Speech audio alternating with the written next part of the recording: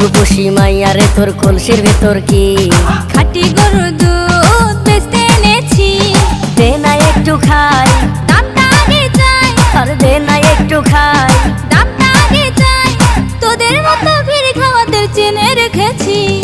ও রূপসী মাইয়ারে তোর কলসির ভেতর কি খাঁটি গরুর দুধ বেচতে এনেছি। ও রূপসী মাইয়ারে তোর কলসির ভেতর কি খাঁটি গরুর দুধ বেচতে এনেছি।